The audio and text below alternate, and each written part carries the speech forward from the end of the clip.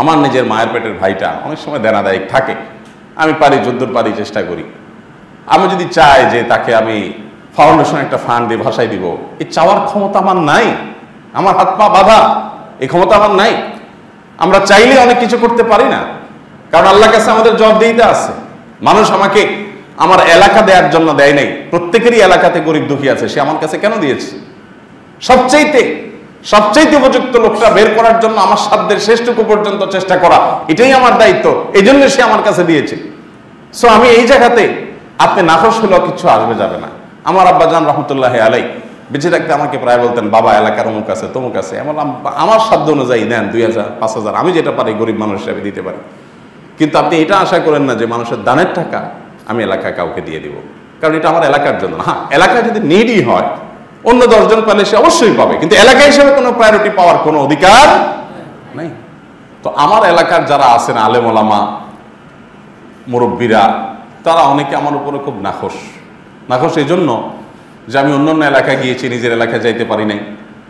আবার আমার এলাকাতেও বন্যা হয়েছে, কিন্তু সেই হিসাবে তাদের এক্সপেকটেশন অনুযায়ী ত্রাণ যায় নাই। ভাবখানা এমন যে আমি গেলে সবাই আমাকে ধরবে, তো সবাই ধরার আগে আমি নিজেই ধরা দিলাম। গত রাত্রে এসার সময় তাদের সবাইকে ডেকে চায়ের দাওয়াত দিয়ে বসলাম। এরপরে ওনাদেরকে, সম্মানিত ব্যক্তিবর্গ, ওনাদেরকে আমি আমার কথাটা বললাম যে দেখেন, আমার যদি বাপের টাকা হইতো বা আমার পকেটের টাকা হইতো, তাহলে সবার আগে আমি আমার এলাকা এবং আমার ভাই ব্রাদার আত্মীয় স্বজন তাদেরকে আমি প্রায়োরিটি দিতাম, কারণ এটাই ইসলাম নির্দেশ করে যে ইবদা বিমান তাউল, আমার নিকট আত্মীয় যারা আছে তাদের থেকে আমি শুরু করবো, এরপর অন্যদিকে যাবো, এটাই ইসলাম বলে। বাট টাকাটা যখন মানুষের, অন্যের, তখন সেখানে আমি আমার এলাকাকে প্রায়োরিটি দিয়ে কাজ করব, এটার নামই হলো দুর্নীতি, এটার নামই হলো জুলুম, এটার নামই হলো অবিচার। আমাদের সমাজে বিচার আর অবিচারকে পার্থক্য করবার মতো শক্তি মানুষের মধ্যে নাই, এটা হারিয়ে গেছে। আপনারা দেখবেন কোনো মন্ত্রী যিনি গোটা দেশের জন্য দায়িত্বশীল হন, একজন সচিব কোনো একটা মন্ত্রণালয়ের দায়িত্বে আছেন, তিনি ওই মন্ত্রণালয়ের সচিব হিসাবে গোটা দেশের মানুষের জন্য তিনি কাজ করবেন, এবং এখানে কোনো ভেদাভেদ তার করার কথা না। কিন্তু এরপরও কোনো এলাকায় যদি আপনি যান, মন্ত্রী সাহেবের এলাকার রাস্তাঘাটগুলো খুব ভালো, রাস্তাঘাটে আবার লাইট পোস্টও লাগাইছেন, আবার দেখা যায় যে অন্য সব স্থাপনাগুলো খুব সুন্দর করেছেন, অনেক উন্নয়নমূলক কাজ করেছেন। কোন সচিব সাহেবের গ্রামে গেছেন, মাশাআল্লাহ, সচিবের গ্রামে গিয়ে আপনি বলছেন মাশাআল্লাহ, উনি এলাকাতে অনেক কিছু করেছেন, এলাকার ছেলে হয়ে এলাকাতে অনেক কিছু করেছেন। এই জিনিসটাকে আমরা সবাই অ্যাপ্রিসিয়েট করি। এটা কি অ্যাপ্রিসিয়েট যোগ্য নাকি ভৎসনার যোগ্য? এটা কি অ্যাপ্রিসিয়েট করার মতো না ভৎসনা করার মতো? আপনারা ধরে ফেলছেন কাহিনীটা, ভৎসনা করার মতো। কেন ভৎসনা করার মতো? কারণ রাষ্ট্রের যে দায়িত্ব তাকে দেয়া হয়েছে, এটা তার গ্রামের জন্য দেয়া হয়নি। রাষ্ট্রের যে দায়িত্ব তার কাঁধে দেওয়া হয়েছে, এটা তার এলাকার জন্য দেওয়া হয়নি মন্ত্রী সাহেবকে। হ্যাঁ, কোনো মানুষ সংসদ সদস্য, কোনো মানুষ চেয়ারম্যান, মেম্বার, তাহলে তার নির্দিষ্ট গণ্ডি আছে দায়িত্বের, তিনি ওই পুরো এলাকাতে কাজ করবেন। কিন্তু সে এমপি সাহেবও যদি নিজের গ্রামকে একেবারে স্বর্ণের থালে পরিণত করেন আর আশেপাশের গ্রামগুলোকে যদি নর্দমা পরিণত করেন, তাহলে সেক্ষেত্রে তিনি কি ভালো কাজ করেছেন না দুর্নীতি করেছেন? কিন্তু মুশকিল হলো যেখানে নিজের গ্রামের দিকেও তাকায় না কেউ, সেখানে নিজের গ্রামটা অন্তত ভালো করলে মানুষ বলে মাশাআল্লাহ, এই লোকটা ভালো কাজ করেছে।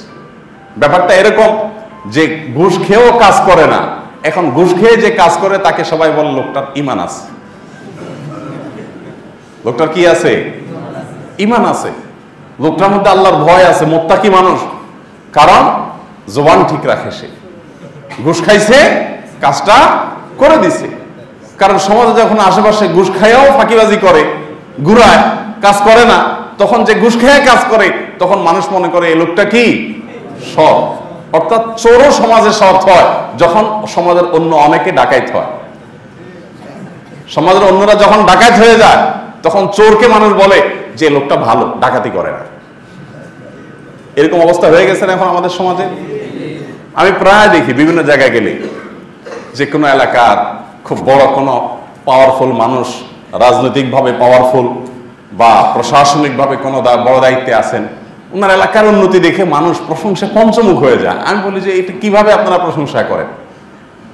ট্যাক্স দেয় সারা দেশের মানুষ, ভ্যাট দেয় সারা দেশের মানুষ, সারা দেশের মানুষের ট্যাক্সের টাকায় উনি ওনার এলাকাকে উন্নত করলেন, বাকি এলাকাগুলোকে সেভাবে উন্নত করলেন না। উনি তো স্বজন প্রীতি করলেন, এলাকা প্রীতি করলেন, তিনি তো দুর্নীতিবাজ। তিনি আপনার কাছে সৎ হয় কিভাবে? আপনি তাকে সৎ এই জন্য বলতেছেন কারণ বাকিগুলো এলাকাতেও কাজ করে না, এগুলো সব বেগম পাড়া বাড়ি করে। যে সমাজে সব টাকা পয়সা সব নিয়ে বেগম পাড়া বাড়ি করে, দুবাই নিয়ে ব্যবসা করে, সিঙ্গাপুর নিয়ে সম্পদের পাহাড় গড়ে, ওই সমাজে কেউ যদি নিজের এলাকা কিছু করে আমাদের কাছে মনে হয় মাশাআল্লাহ তো সাক্ষাৎ ফেরেশতা। অর্থাৎ আমরা নামতে নামতে কোন জায়গায় গিয়ে ঠেকেছি সেটা কি আমরা অনুভব করতে পারছি? আল্লাহ রাব্বুল আলামিন আমাদের সবাইকে আমানতের দায়িত্ব সম্পর্কে সচেতন হওয়ার, দায়িত্ববান হওয়ার তৌফিক দান করুন। ভাইরা আমার, আজকে আমাদের দেশটাতে যে অপশাসন, যে অনিয়ম, যে দুর্নীতি রন্ধ্রে রন্ধ্রে ঢুকে গেছে, এগুলো একদিনে ঝেঁকে বসে নেই। মানুষ অন্যায় নিয়ে গর্ব করে। ধরেন আপনার একজন মামু আছে, আপনার একজন খালু আছে প্রশাসনের খুব গুরুত্বপূর্ণ কাজে, ধরা যাক নিয়ে টেনশনে আছি আমি লাইসেন্সটা বানাবো, আর আপনি খুব গর্ব করে তখন বললেন আরে বিআরটি এর অমুকটা আমার দুলাভাই, আমি তো গেছি আর বানানি চলে আসছি। এরকম করে কি করে না মানুষ বলে? অর্থাৎ একটা 2 নম্বরে কাজ করে সেটাকে নিয়ে বুক ফুলে মানুষ গর্ব করতেছে। আপনার দুলাভাই হোক আর আপনার শ্যালক সম্বন্ধী হোক, তাতে আপনার জন্য তো স্পেশাল কোনো সার্ভিস দেওয়ার রাইট তার নাই। অন্য 10 জনকে যে সার্ভিস দিবে আপনাকেও সেই সার্ভিস দিবে, কিন্তু সেটা কি হয় না? গর্ব করে আমরা বলি আরে অমুক তো আমার এটা, তমুক তো আমার এটা, মানে আমার তো কোনো ব্যাপার না। তো আমি যে এই যে নিয়ম ব্রেক করে কোনাকানি পথে, শর্টকাট পথে যে আমি আমার কাজটা করে আনতে পারতেছি, সেটাকে নিয়ে আমি আবার গর্ব করতেছি, এটা কি গৌরবের বিষয় না লজ্জার বিষয়? এটা তো দুর্নীতি, এটা তো আমি নিয়ম ভঙ্গ করলাম। এখন আপনারা বলবেন যে আপনি কি এটা করেন না? আমিও করি, তবে আমার করাটা হয় বেশিরভাগ ক্ষেত্রে আমি চেষ্টা করি বাঁচার জন্য। এয়ারপোর্টে একাধিকবার এরকম হয়েছে যে লাইনে দাঁড়াইছে, তো আমাকে সিকিউরিটির লোকজন এসে সরাই নিয়ে গেছে। তাই বললাম ভাই কেন সরাচ্ছেন? সবাই লাইনে দাঁড়াইছে, আমিও দাঁড়াই, সমস্যা নাই তো। তো বলে না, আমাদের দায়িত্বই হলো এমন কেউ যদি লাইনে দাঁড়ায় যে দাঁড়ালে সেখানে মানুষ ঘিরে ফেলবে, ডিস্টার্ব হবে, আমাদের কাজের ক্ষতি হবে, সেখানে ভিড় হয়ে যাবে বা নিরাপত্তার সমস্যা হতে পারে, তখন আমরা তাকে সরাই নিয়ে যাই। এটা আপনার জন্য আলাদা কিছু না, আপনার ভক্ত হিসাবে আমি করতেছি, তার এটা আমাদের দায়িত্ব। ঠিক আছে, তাহলে করেন, সমস্যা নেই। কোনো ডাক্তারের ওখানে গিয়ে যদি সিরিয়াল ধরা যায়, তো ওখানে আমি পেশেন্টদের, যদি ডাক্তার বলে ভাই আপনার সিরিয়াল লাগবে না, আপনি চলে আসেন, তখন আমি চেষ্টা করি পেশেন্টদেরকে বলার ভাই ডাক্তার সাহেব আমাকে যাইতে বলতেছে, বাট অধিকার তো আপনাদের। তখন সবাই যারা চিনে বলে যে ভাই যান, অসুবিধা নেই। এতটুকু করার চেষ্টা করি। আমি যে ফেরেশতা তা না, কারণ এই সমাজের একজন আমিও তো। অতএব আপনাদের যে রোগগুলো আছে ওই রোগী আমি নিজেও, বাট আলোচনা করছি যাতে আমরা সবাই এখান থেকে বেরিয়ে আসতে পারি। আল্লাহ আমাদের সবাইকে সে তৌফিক দান করুন।